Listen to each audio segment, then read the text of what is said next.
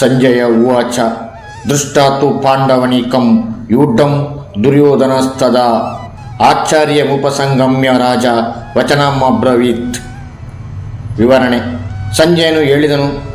ಪಾಂಡವ ಸೇನೆಯು ಯುದ್ಧ ತಂತ್ರದಲ್ಲಿ ನಿಂತಿರುವುದನ್ನು ನೋಡಿದ ದುರ್ಯೋಧನನು ತನ್ನ ಗುರುವಾದ ದ್ರೋಣಾಚಾರ್ಯರ ಬಳಿಗೆ ಬಂದು ಹೀಗೆ ಹೇಳಿದನು.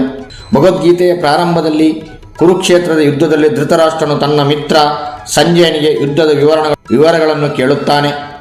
ಪ್ರಥಮ ಅಧ್ಯಾಯದ ಮೊದಲ ಶ್ಲೋಕದಲ್ಲಿ ಧೃತರಾಷ್ಟ್ರನು ಯುದ್ಧ ಭೂಮಿಯಲ್ಲಿ ನಡೆಯುತ್ತಿರುವುದನ್ನು ಅರ್ಥ ಮಾಡಿಕೊಳ್ಳಲು ಕಾತರನಾಗಿದ್ದಾನೆ.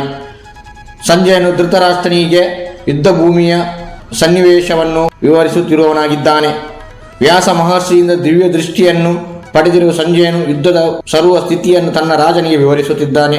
ದುರ್ಯೋಧನನು ಅವನು ಕೌರವ ಪಕ್ಷದ ರಾಜನಾಗಿದ್ದು ಪಾಂಡವರ ಬಲವನ್ನು ನೋಡಿ ಆತಂಕಗೊಳ್ಳುತ್ತಾನೆ.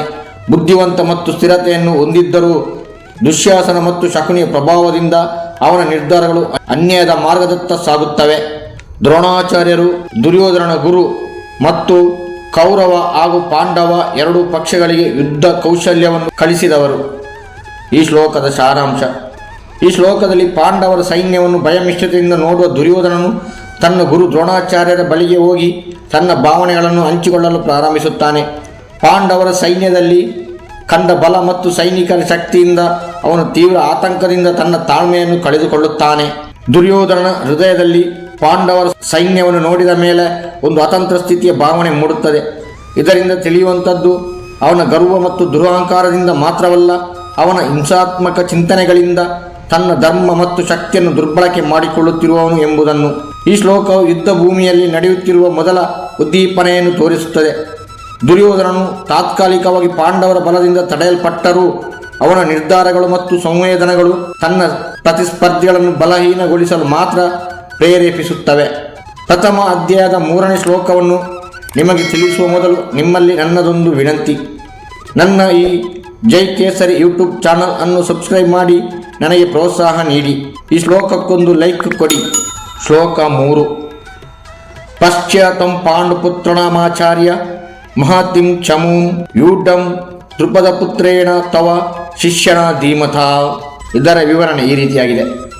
ದುರ್ಯೋಧನನು ಹೇಳಿದನು, ಪೂಜ್ಯ ಗುರುವರ್ಯ, ದ್ರುಪದನ ಮಗನಾದ ನಿನ್ನದೇ ಪ್ರತಿಭಾನ್ವಿತ ಶಿಷ್ಯನಿಂದ ಯುದ್ಧಕ್ಕೆ ಎಷ್ಟು ಪರಿಣಿತರಾಗಿ ಸಜ್ಜುಗೊಂಡಿರುವ ಪಾಂಡುಪುತ್ರರ ಬಲಿಷ್ಠ ಸೇನೆಯನ್ನು ನೋಡು. ಈ ಶ್ಲೋಕವು ಧೃತರಾಷ್ಟ್ರನ ಮನೋಭಾವ ಮತ್ತು ಕೌರವ ಸೇನೆಯ ಮುಖ್ಯಸ್ಥನಾದ ದುರ್ಯೋಧನನ ತಾತ್ಸಾರವನ್ನು ತೋರುತ್ತದೆ. ಯುದ್ಧದ ಪ್ರಾರಂಭದಲ್ಲಿ ದುರ್ಯೋಧನನು ತನ್ನ ಗುರುದೇವರಾದ ದ್ರೋಣಾಚಾರ್ಯರನ್ನು ಉದ್ದೇಶಿಸಿ ಪಾಂಡವರ ಸೇನೆಯನ್ನು ಪರಿಚಯಿಸುತ್ತಾನೆ.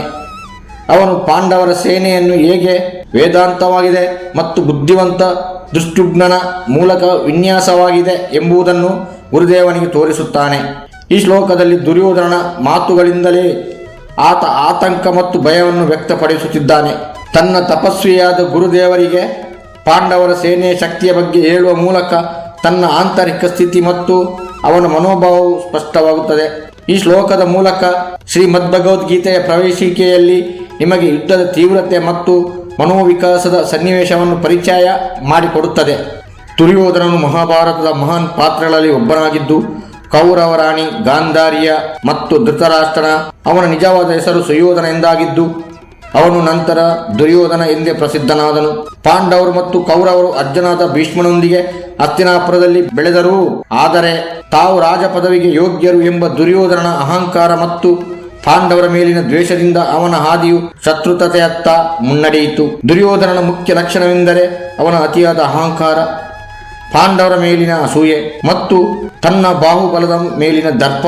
ಅವನು ದ್ರೌಪದಿಯನ್ನು ಅವಮಾನಿಸುವ ಪ್ರಯತ್ನ ಮಾಡಿದ್ದು ಮಹಾಭಾರತ ಯುದ್ಧದ ಪ್ರಮುಖ ಕಾರಣಗಳಲ್ಲಿ ಒಂದಾಗಿದೆ. ತನ್ನ ಮಿತ್ರ ಕರ್ಣನೊಂದಿಗೆ ಅವನ ದೀರ್ಘಕಾಲದ ಸ್ನೇಹ ಹೊಂದಿದ್ದನು ಮತ್ತು ಕರ್ಣನೊಡನೆ ಜೊತೆಯಾಗಿ ಅರ್ಜುನನಂತಹ ಬಲಿಷ್ಠ ಪಾಂಡವರಿಗೆ ಸವಾಲು ಹಾಕಲು ಮುಂದಾದನು.